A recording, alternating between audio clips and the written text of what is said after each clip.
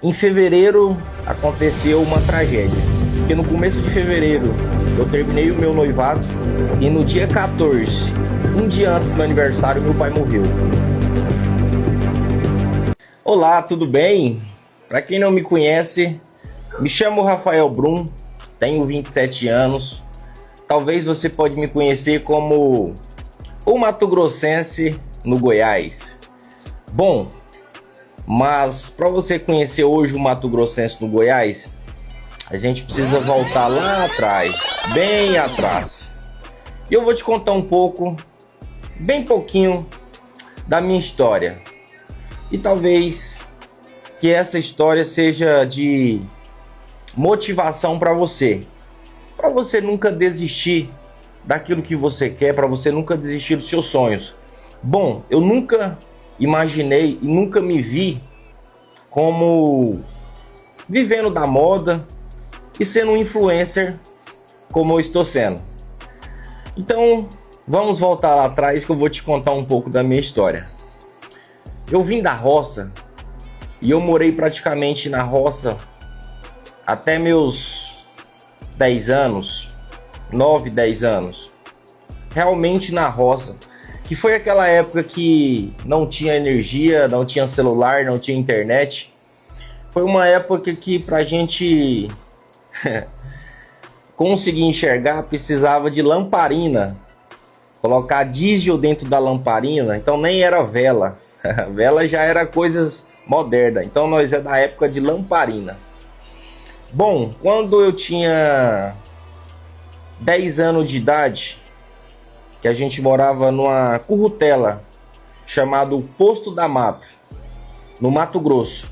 Inclusive hoje não existe mais porque o governo da época, que era o PT, disse que era terra indígena e mandou acabar com a cidade. Só que antes de acontecer tudo isso, da Polícia Federal ir lá tirar todo mundo, meus pais separaram e meu pai conseguiu vender, né, a fazenda que a gente tinha, a casa na cidade que a gente tinha. E eu, mais minha mãe e meu irmão do meio, que é o Gabriel, a gente foi pro Tocantins. Então eu cheguei no Tocantins com 10 anos de idade, quando os meus pais separaram. E morei por 3 anos no Tocantins. Só que eu quero contar um detalhe para vocês antes. Quando eu morava no Posto da Mata, nessa currutela, eu lembro hoje que, como fosse hoje, o meu primeiro emprego foi capinador de lote. Eu fui um cara que eu nunca gostei de depender de dinheiro dos meus pais.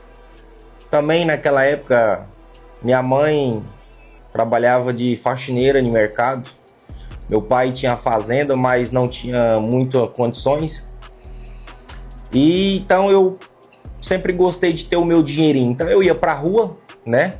Eu ia pra rua, via lote cheio de mato e chegava e batia palma ali naquela casa e perguntava: tudo bem, senhora? Tudo bem, senhor? Você quer me empreitar esse lote para me capinar?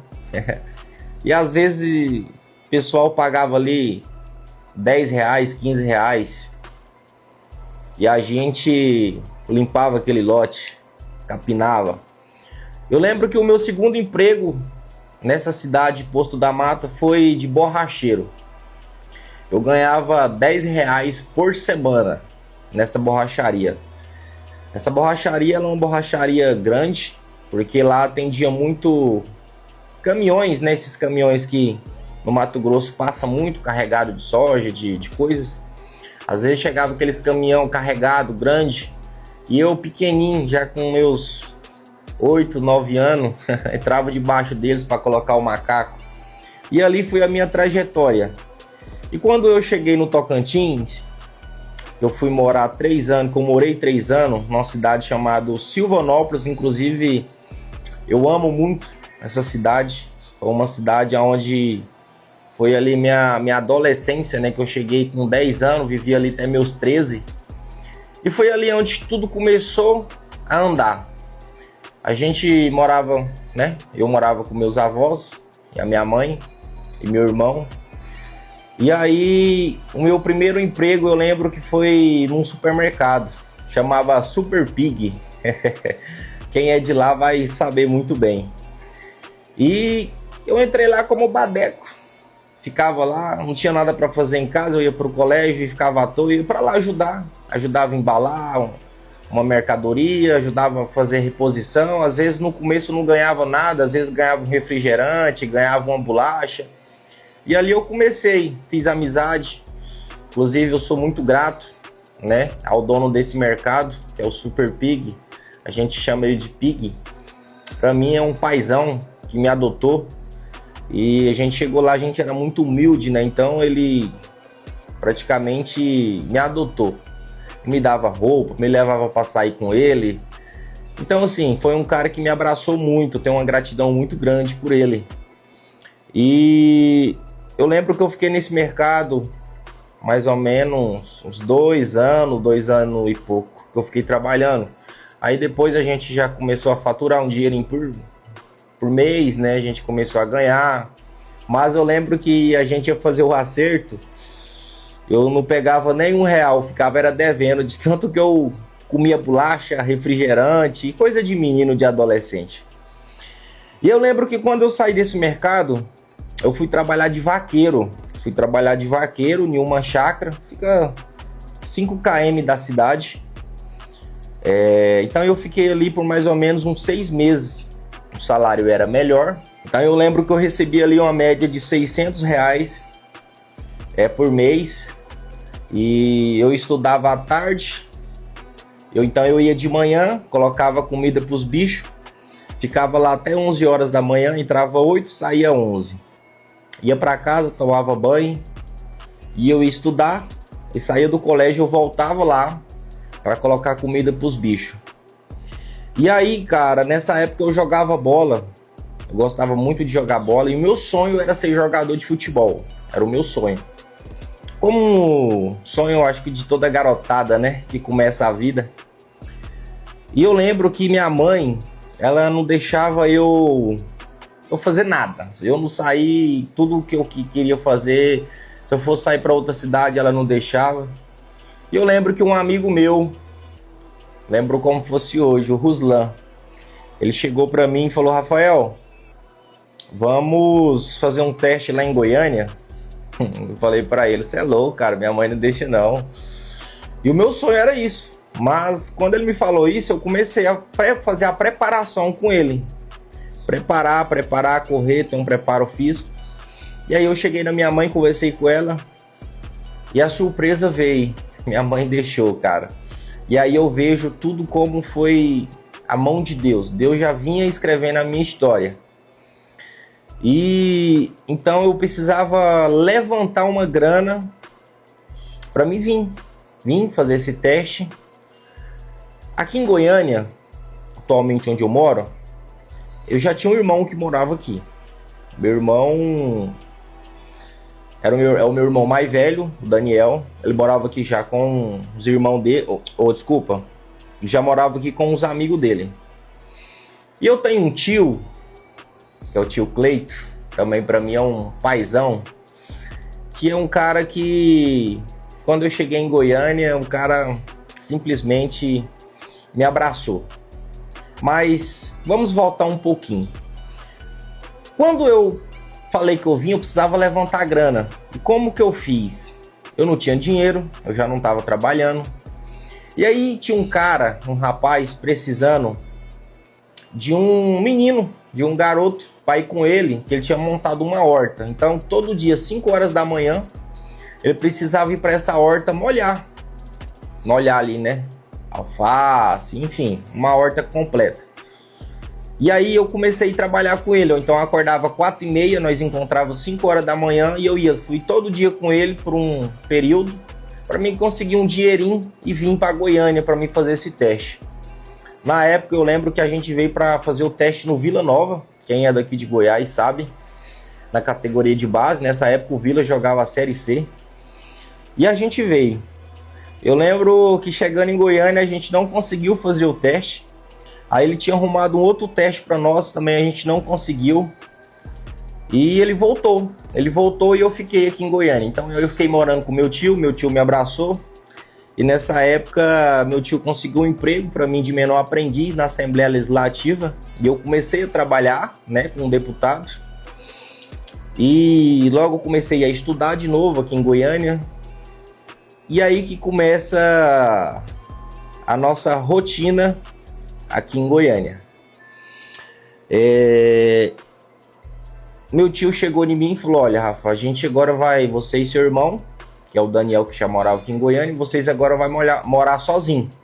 Então a gente alugou uma casa no centro de Goiânia e fomos morar, eu e ele.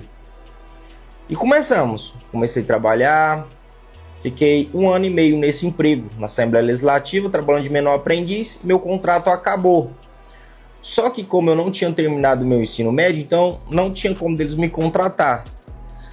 E aí foi aonde que começou o pior na minha vida. E se eu tivesse desistido nessa época, eu acho que hoje eu não estaria vivendo 1% do que eu estou vivendo hoje. Aconteceu que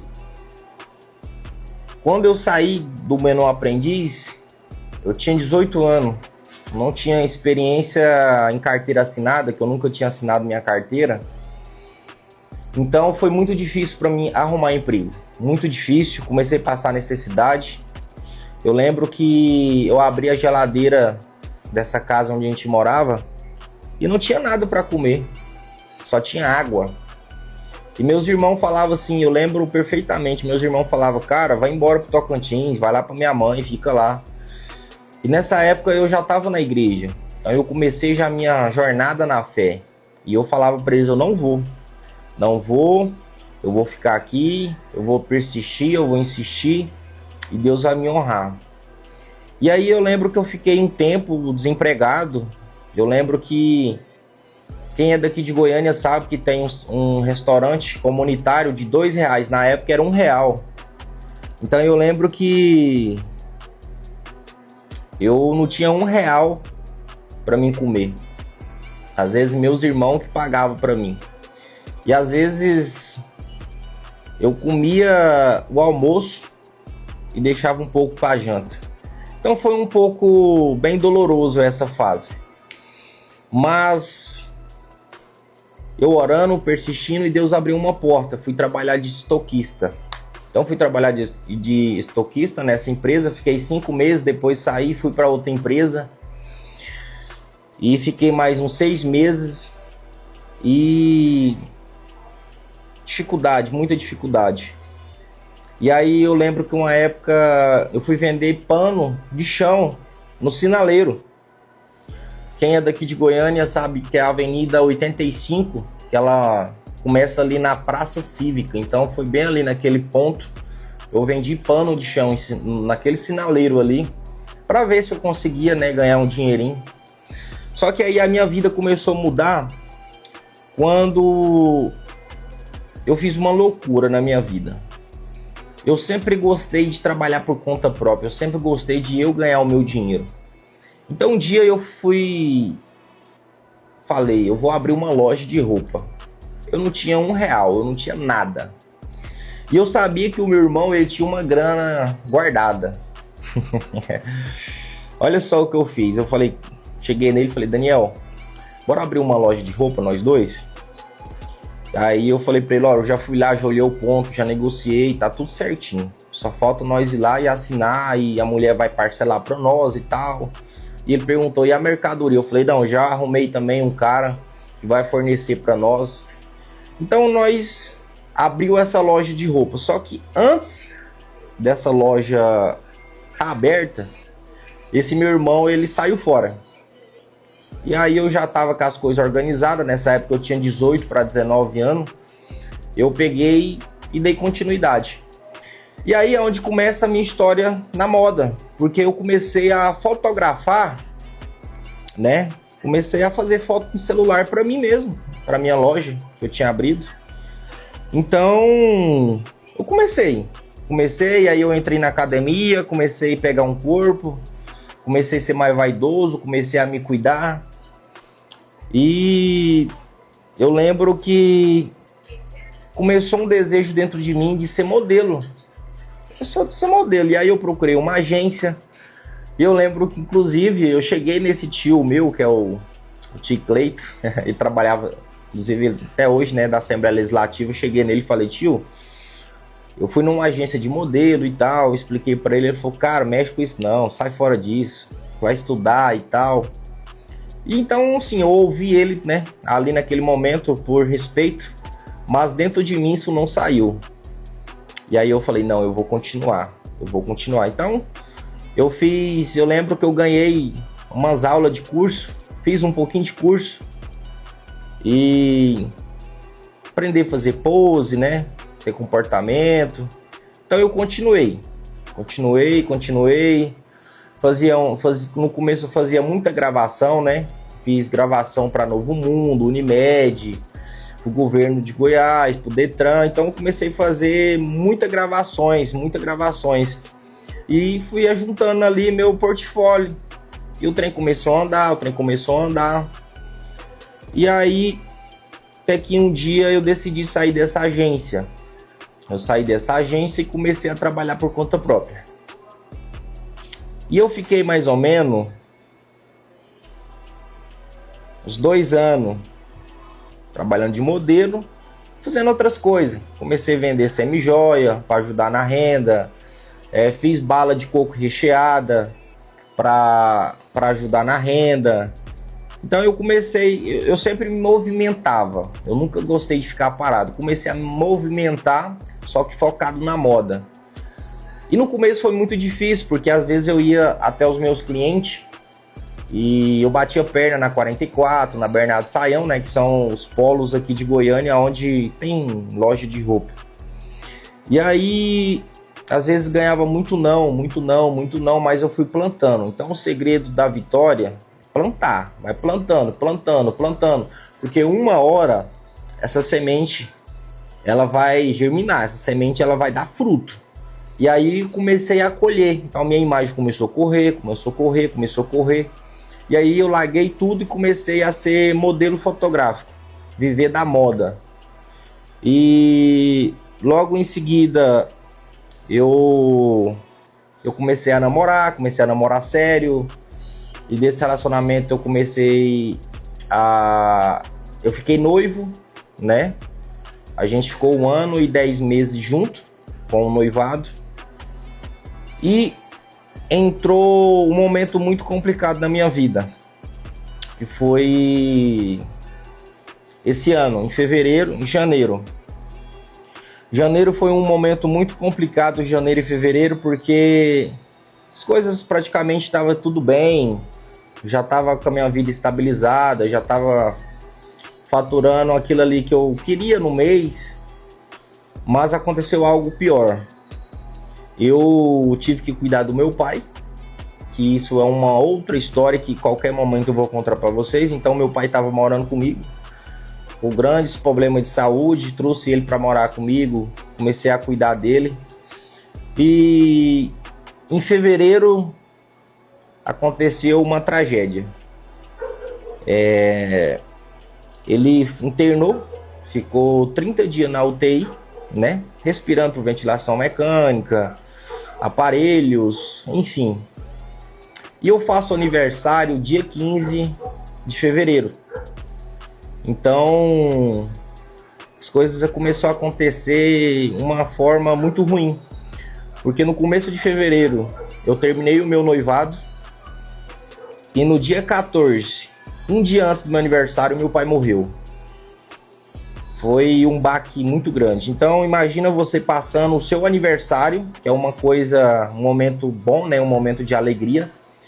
Imagina você passar o seu aniversário enterrando o seu pai. É muito complicado. Só que Jesus deu força, Deus sempre me alimentou e